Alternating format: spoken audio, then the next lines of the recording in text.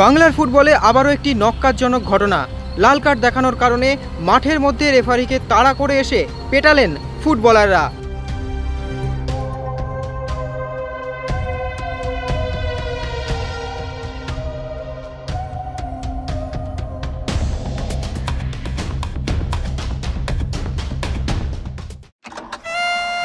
মায়েরা এবং বোনেরা, মহিলা মহল নিয়ে আবার এসে গেছি তোমাদের বেলাদি।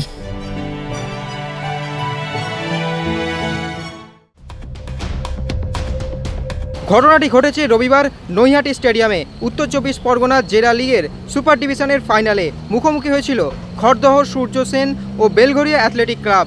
পরপর দুটি লাল কার্ড দেখানোর জন্য সূর্য সেনের ফুটবলাররা রেফারিকে তাড়া করে পেটায়। সেই ভিডিও ক্যামেরায় ধরা পড়ে এবং রেফারিকে হাসপাতালেও নিয়ে যাওয়া হয়েছে বলে সূত্রের খবর।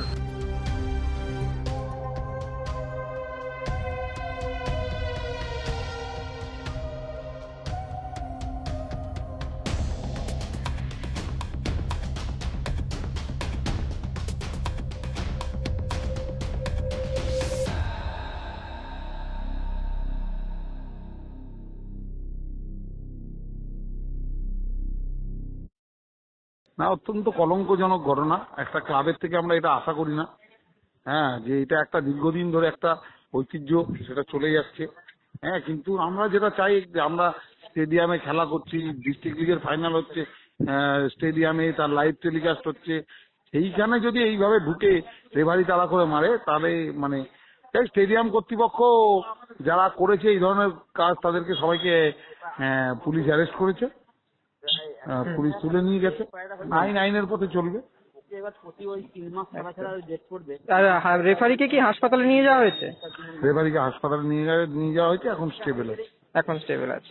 আর এই ফুটবলারদের বিরুদ্ধে কি মানে কোনো রকম ব্যবস্থা নেওয়া হবে? ফুটবলার বলতে গোলকিপারটা সেরকম কোনো দোষ নেই, কিন্তু জিৎ বলে যে ছেলেটি, ওর এগেইনস্টে এফআইআর হবে, ওকেও তুলে আনা হবে বাড়ির থেকে। আচ্ছা, ওকে কেস দেওয়া হবে। পৃথিবীর কানে কানে বলো তাই, নিজেকে বেসেছি বড় ভালো, নিজেকে বেসেছি বড় ভালো। Extra time.